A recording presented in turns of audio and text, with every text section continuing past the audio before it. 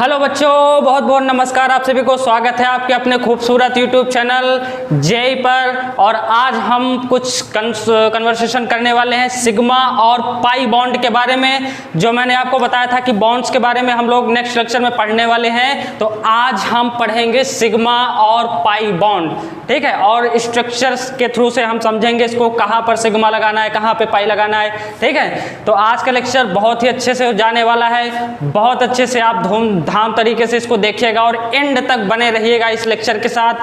तब तक के लिए चलिए स्टार्ट करते हैं इस लेक्चर को, ठीक है। तो देखो, सबसे पहले क्या हम बात करना चाहेंगे कि calculation of sigma and pi bond.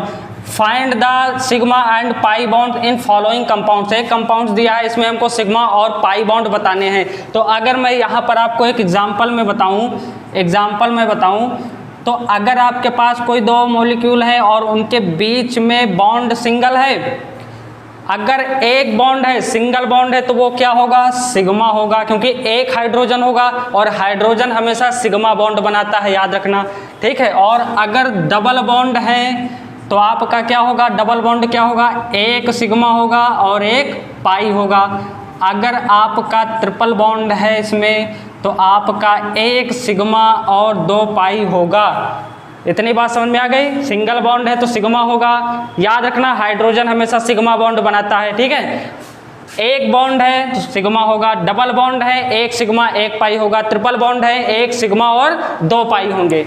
अब यहाँ पर देखो, एक सिग्मा यहाँ पर हो जाएगा, एक सिग्मा दो पाई हो जाएगा, यहाँ पर एक सिग्मा हो जाएगा, यहाँ पर एक सिग्मा हो जाएगा। कैलकुलेशन हो गया सिग्मा और पाई का, क्लियर। अब सिग्मा और पाई बॉन्ड क्लियर हो गया। अब आगे बढ़ें नेक्स्ट टॉपिक पर, ठीक है। इसको देखो, स्क्रीनशॉट ले लो, फिर आगे बढ़ें, नेक्स्ट लेक्चर पर आगे बढ़ें। फिर हाइब्रिडाइजेशन पे चलते हैं, इसको इरेज कर दें। हाइब्रिडाइजेशन ऑफ कार्बन क्या होता है? हाइब्रिडाइजेशन ऑफ कार्बन, ठीक है, देखते हैं।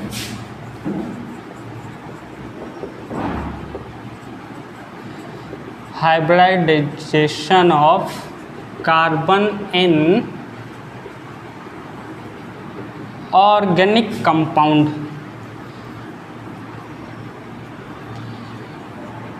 अब देखना, इसको ध्यान से देखना, ठीक है। अब यहाँ पे ध्यान से देखो कि हमको हाइब्रिडाइजेशन बताना है और आपको ये बात याद रखनी पड़ेगी कि अगर 4 सिग्मा है तो हाइब्रिडाइजेशन कितना होगा? sp3 होगा। अगर 3 सिग्मा है तो हाइब्रिडाइजेशन कितना होगा? sp2 होगा। अगर आपके पास 2 सिग्मा है तो हाइब्रिडाइजेशन कितना होगा? sp होगा। ये बात आपको पता होनी चाहिए। 4 सिग्मा है तो हाइब्रिडाइजेशन कितना होगा? sp3 होगा। 3 सिग्मा है तो हाइब्रिडाइजेशन sp2 होगा। और अगर आपके पास 2 सिग्मा है तो उसका हाइब्रिडाइजेशन sp होगा, ठीक। अब देखो, आप जैसे मैं बताऊं, एक एग्जाम्पल लेकर आपको बता रहे हैं। यहाँ पर डबल बॉन्ड है और यहाँ पर है ट्रिपल बॉन्ड। यहाँ पर H कितने होंगे? 3 होंगे। और जैसे ही 3H होंगे, यहाँ पर हाइब्रिडाइजेशन कितना होगा? sp3 होगा, क्योंकि यहाँ 3H, और मैंने बताया था कि जहाँ पर हाइड्रोजन होंगे और जितने हाइड्रोजन होंगे उतने सिग्मा होंगे। तो यहाँ पर अगर 3 हाइड्रोजन हैं और एक हाइड्रोजन, ये तो 3 हाइड्रोजन और एक हाइड्रोजन मिलकर 4 हाइड्रोजन होंगे, और 4 हाइड्रोजन मतलब 4 सिग्मा, और 4 सिग्मा मिलाकर आपका हाइब्रिडाइजेशन कितना बताते हैं? sp3। यहाँ पर भी कितना होगा? एक सिग्मा ये होगा, एक सिग्मा ये होगा, और 2 यहाँ पर होंगे, तो ये भी हो जाएगा कितना? sp3 हो जाएगा। यहाँ डबल बॉन्ड है, sp2 हो जाएगा। यहाँ पर भी sp2 हो जाएगा। ट्रिपल बॉन्ड है, sp हो जाएगा, क्लियर। तो ये हमारा क्या था? हाइब्रिडाइजेशन इसका था, क्लियर। यहाँ पर 3 हाइड्रोजन थे, एक यहाँ का 4 सिग्मा हो गए। 4 सिग्मा मतलब हाइब्रिडाइजेशन कितना? sp3। यहाँ पर एक ये सिग्मा, एक ये सिग्मा, 2 सिग्मा और 2 यहाँ पर प्रेजेंट हैं, 2 2 4 हो जाएंगे। 4 सिग्मा बराबर हाइब्रिडाइजेशन sp3 हो जाएगा। यहाँ डबल बॉन्ड है, sp2 हो जाएगा। यहाँ पर भी sp2 हो जाएगा, और यहाँ ट्रिपल बॉन्ड है तो sp हो जाएगा। ये हमारा हाइब्रिडाइजेशन हो गया। अब अगर मैं इसके इलेक्ट्रोनेगेटिविटी की बात करूँ, इलेक्ट्रोनेगेटिविटी, इसको इरेज कर दें। इसके इलेक्ट्रोनेगेटिविटी की बात करूं, इसकी स्क्रीनशॉट ले लेना। इलेक्ट्रोनेगेटिविटी क्या होती है इसकी, इलेक्ट्रोनेगेटिविटी क्या होती है इसकी।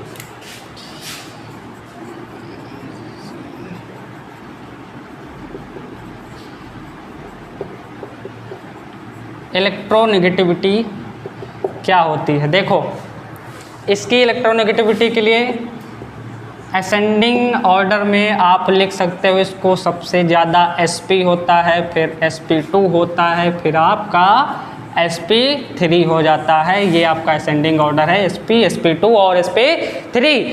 और इसका जो कैरेक्टर होता है वो s पर डिपेंड करता है, ठीक है। अगर 0.5% s ज़्यादा है तो उसकी इलेक्ट्रोनेगेटिविटी ज़्यादा होगी। और अगर मैं कुछ एलिमेंट को लेकर चलूँ तो फ्लोरीन हो गया, ऑक्सीजन हो गया, कार्बन हो गया, और कार्बन किसका, sp का हो गया, और नाइट्रोजन हो गया, और फिर कार्बन हो जाएगा किसका, sp2 का, फिर कार्बन हो जाएगा sp3 का। मतलब यहाँ पर फ्लोरीन और इलेक्ट्रोनेगेटिविटी की बात कर रहे हैं, यहाँ पर फ्लोरीन और ऑक्सीजन का इलेक्ट्रोनेगेटिविटी ज़्यादा है किसके, sp वाले कार्बन से, और sp वाले कार्बन और नाइट्रोजन की इलेक्ट्रिविटी ज़्यादा है किससे, कार्बन sp2 से और कार्बन sp3 से। तो ये इलेक्ट्रोनेगेटिविटी असेंडिंग ऑर्डर में आपको पता होनी चाहिए, ठीक है। बहुत सारे क्वेश्चन आते हैं और ये लेक्चर आपके लिए आपको अटेंड करना होगा। बढ़िया से आपको क्वेश्चन मिलेंगे बोर्ड्स में भी और नेट में भी, ठीक है। तो आप चलते हैं इसके हाइड्रोजन एटम्स बताने, ठीक है। फिर स्क्रीनशॉट ले लीजिए इसका, फिर चलते हैं। अब चलते हैं हाउ मेनी 2 डिग्री हाइड्रोजन। अब 2 डिग्री हाइड्रोजन क्या होते हैं, देखो यहाँ पर जैसे अगर मैं एक एग्जांपल लूँ इसका, 2 डिग्री हाइड्रोजन हमको बताने हैं, क्या बताने हैं, 2 डिग्री हाइड्रोजन बताने हैं। तो देखो 2 डिग्री हाइड्रोजन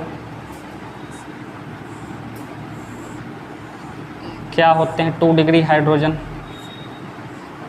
देखो 2 डिग्री हाइड्रोजन का मतलब जितने कार्बन हैं उस कार्बन पर कितने हाइड्रोजन ऐड हैं।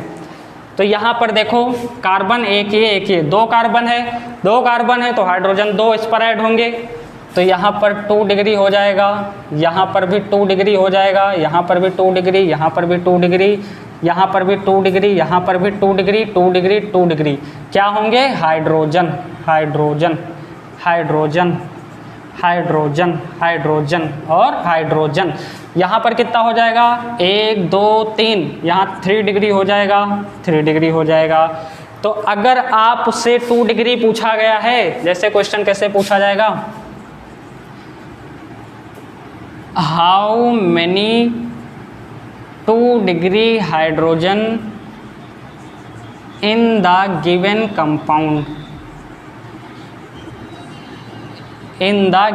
कंपाउंड, ठीक है। तो यहाँ पर आप काउंट कर सकते हैं 1 2 3 4 5 6 7 और 8, मतलब 8 हाइड्रोजन हैं, ठीक है। 8 हाइड्रोजन है 2 डिग्री, कितने, 8 हाइड्रोजन है 2 डिग्री, ठीक है। अब मैं अगर आपको बताऊं नेक्स्ट लेक्चर में इसका कैसे बताते हैं, ठीक है। ये आप स्क्रीनशॉट इसका ले लीजिए, फिर हम बताते हैं।